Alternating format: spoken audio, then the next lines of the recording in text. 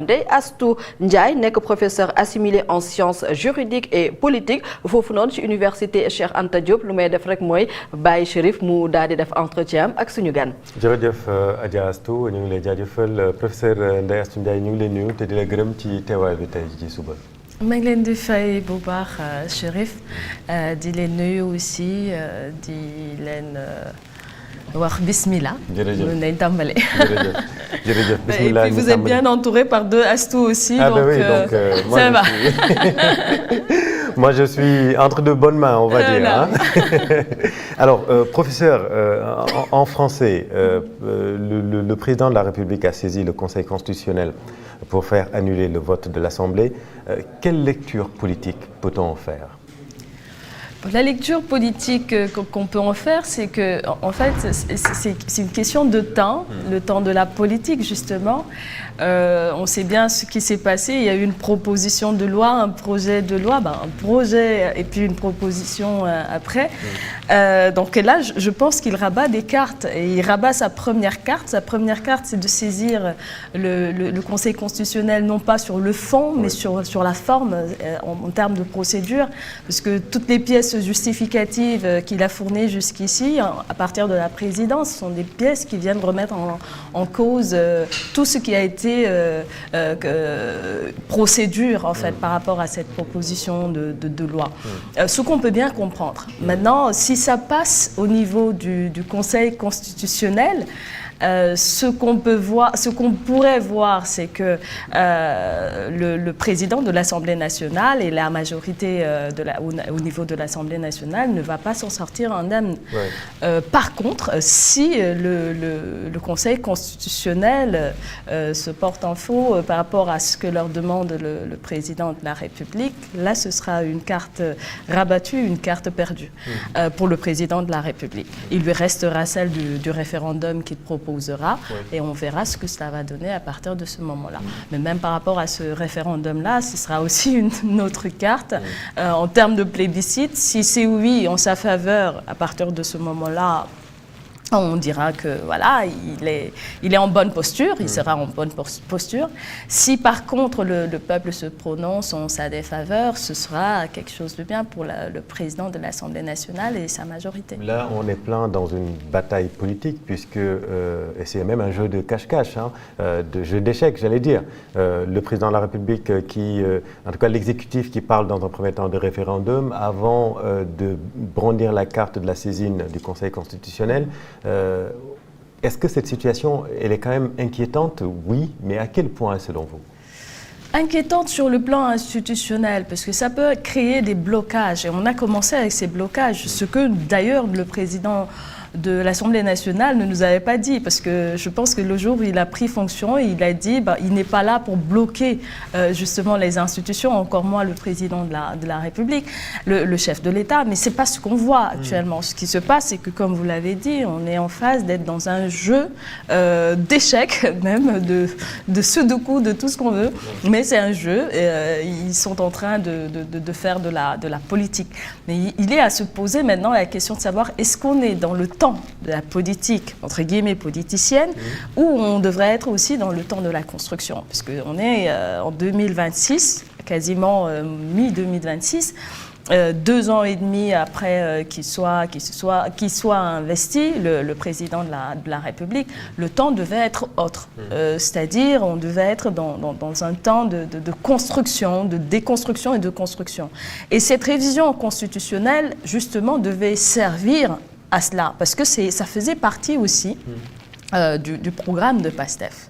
Maintenant, reste à savoir si le président... Dit qu'il est dans sa logique, et ça, on peut le reconnaître. Oui, sauf sur quelques points, mais quand même... Lesquels?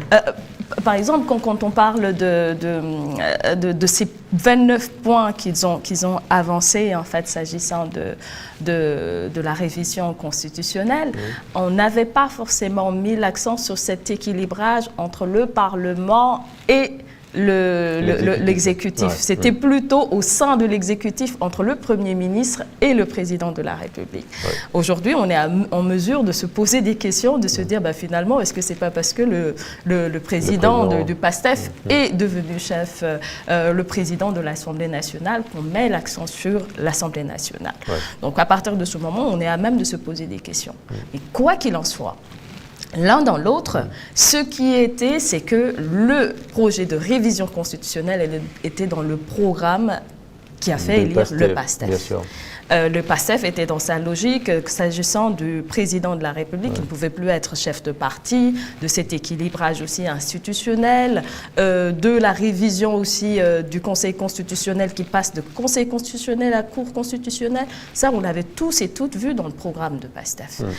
Si ça intervient comme ils l'ont fait intervenir en ce moment-là, je ne pense pas que ça soit par contre une question d'urgence, en respect du programme, c'est un jeu politique dans lequel nous sommes aujourd'hui.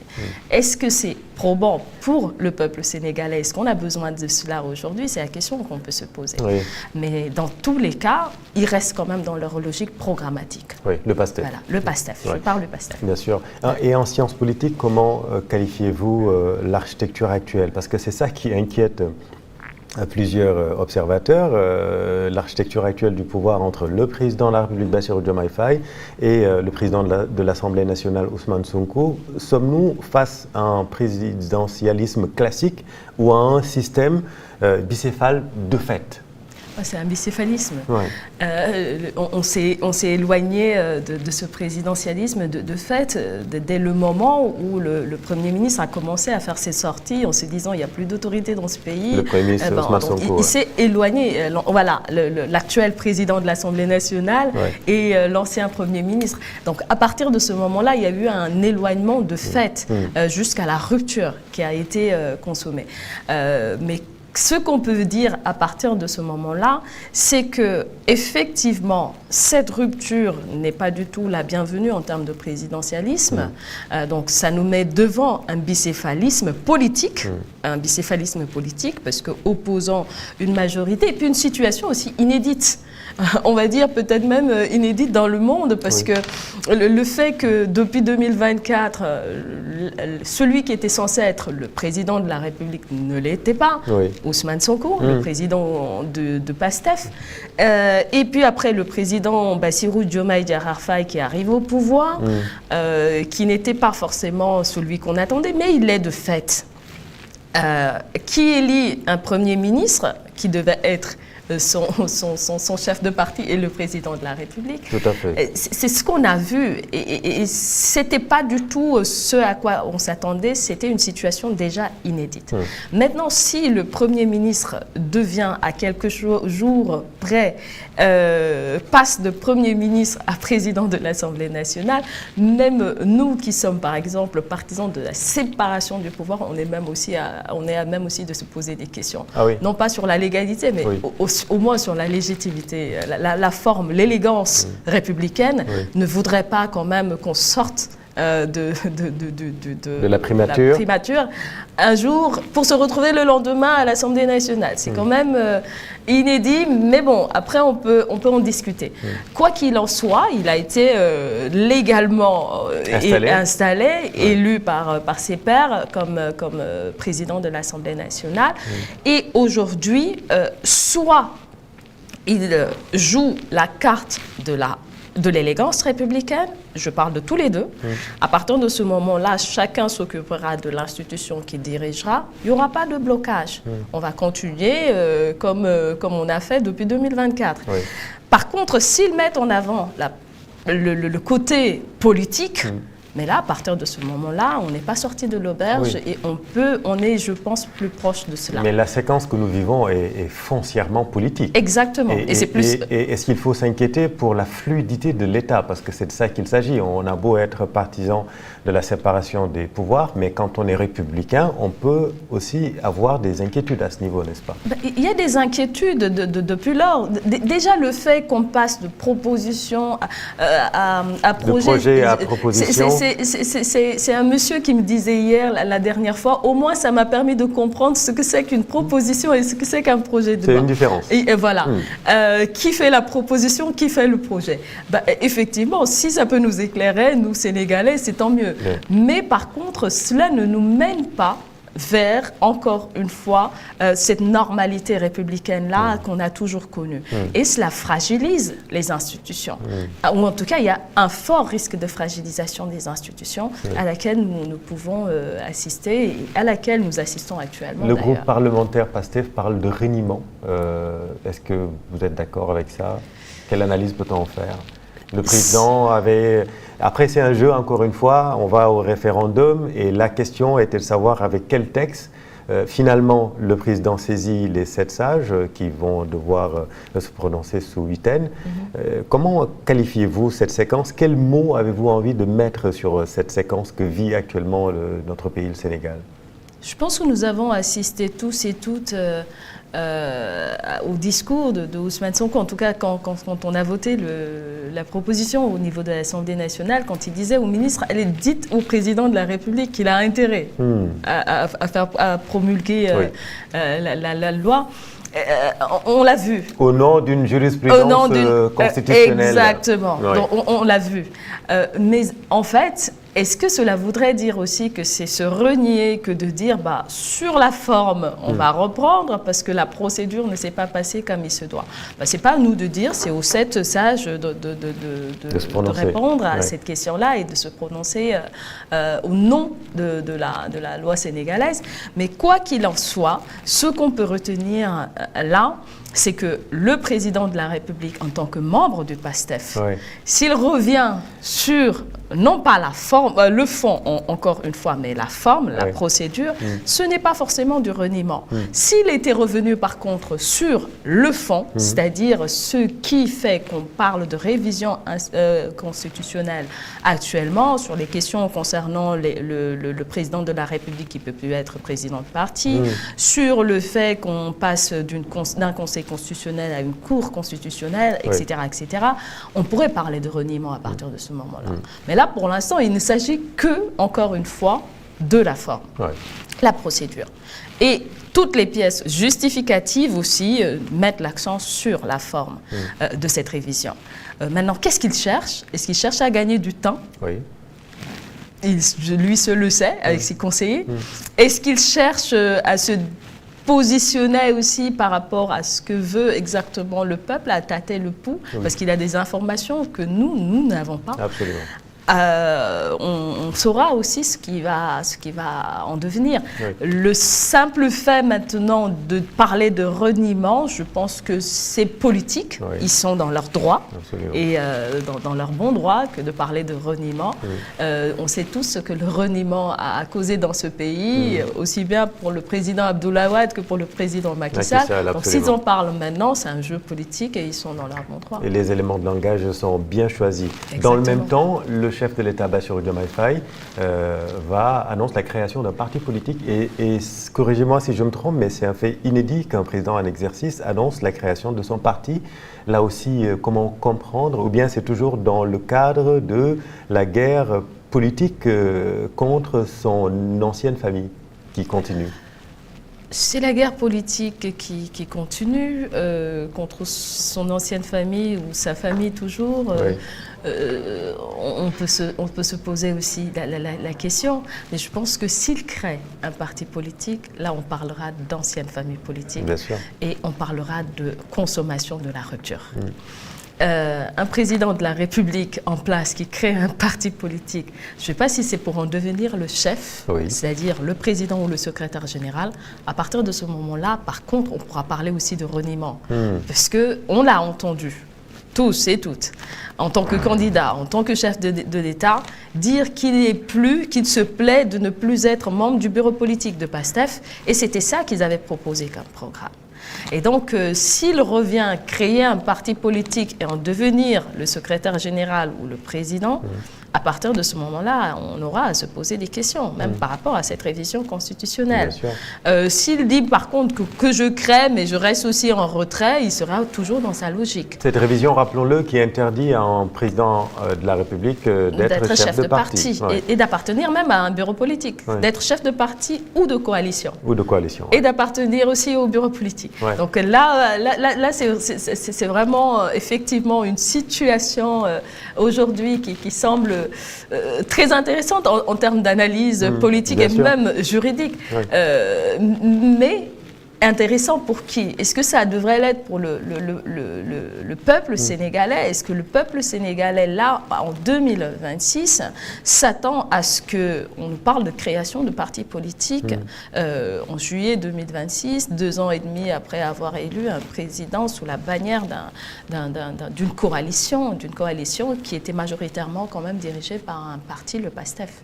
Parce qu'on dit souvent porté par le PASTEF, mais le président de la République est quand même arrivé au pouvoir sous la bannière d'une coalition dénommée coalition Diomaye président. Poussée par le PASTEF. Exactement. Poussée par le PASTEF. Le PASTEF était le poumon de cette coalition. Exactement. Et l'opposition dans tout ça, comment elle peut exister? Je parle de l'opposition classique et non pas parlementaire.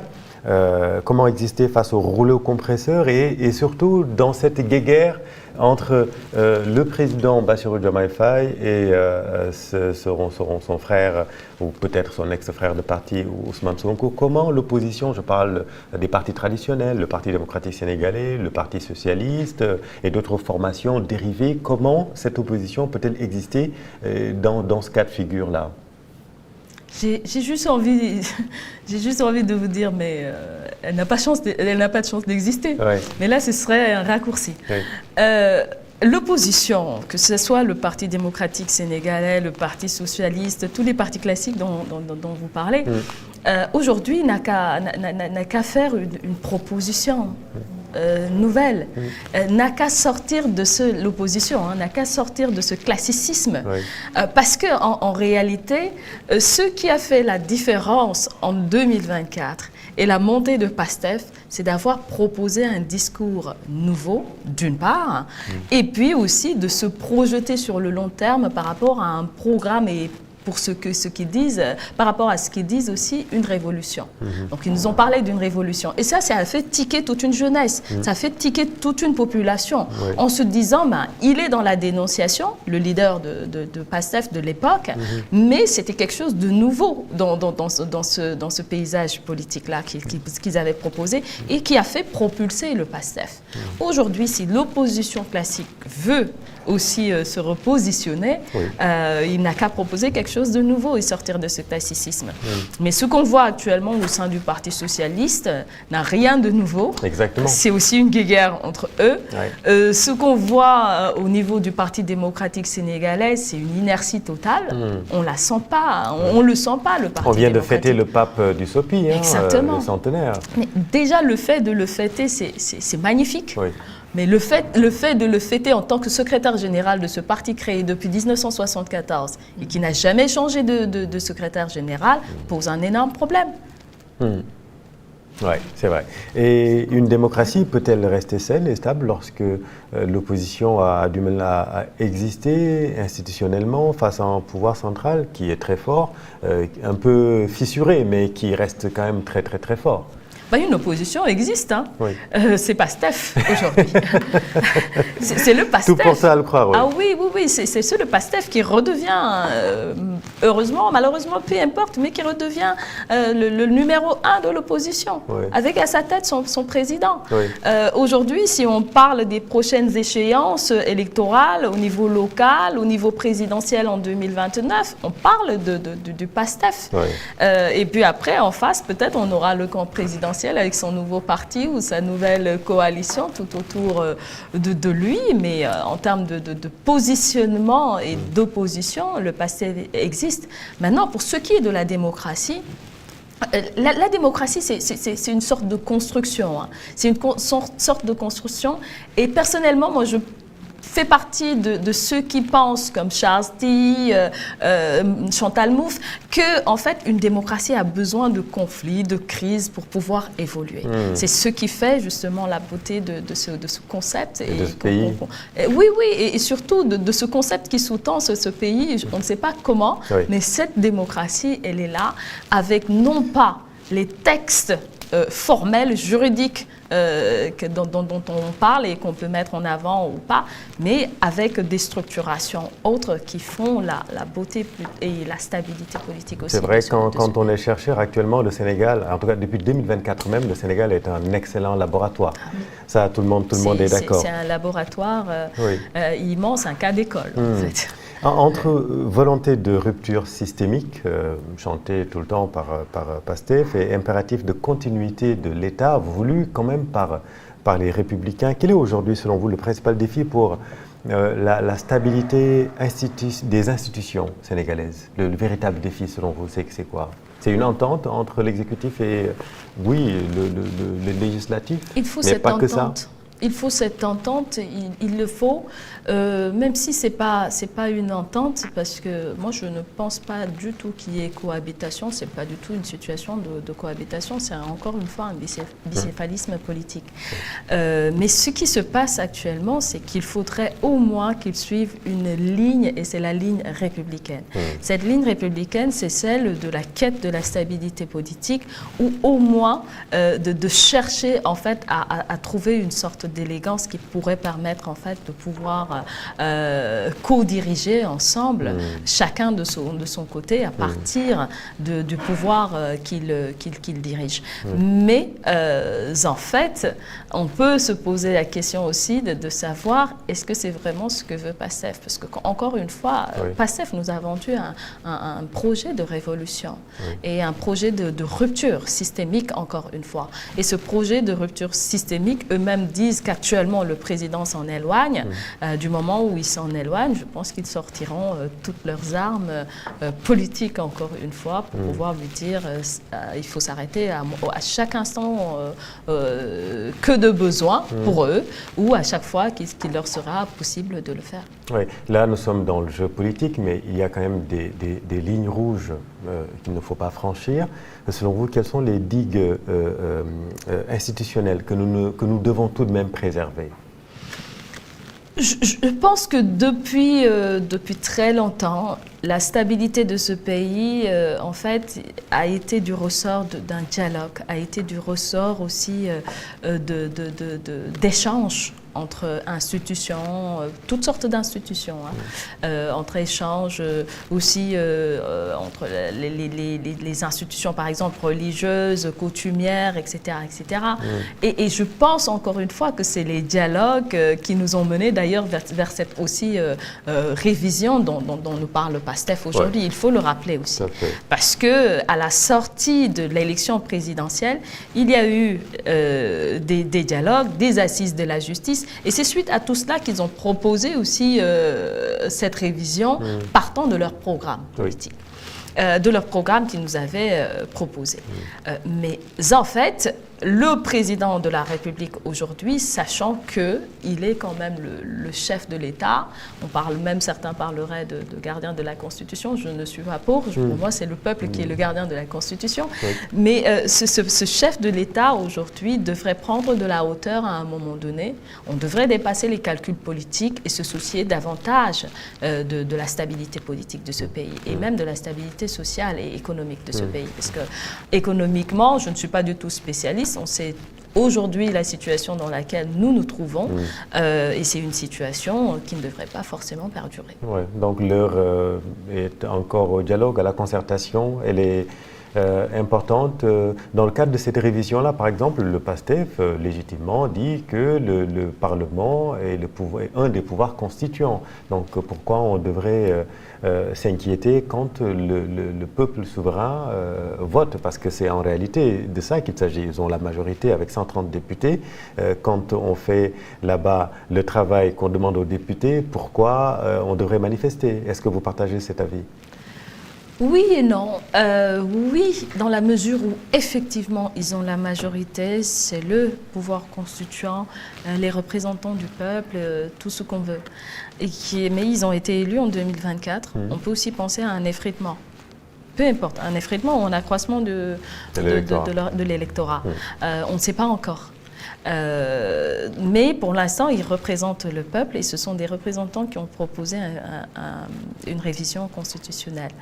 Mais s'ils ont proposé aussi cette révision constitutionnelle et que sur la forme ou dans le fond, il y a des choses à dire, il faut aussi laisser le bon droit à l'opposition, au contre-pouvoir de façon générale, la société civile et d'autres, le droit, le plein droit de pouvoir aussi se saisir de la question et de dire ce qui ne leur semble pas être en cohérence avec ce qui doit se faire. Ouais. Voilà.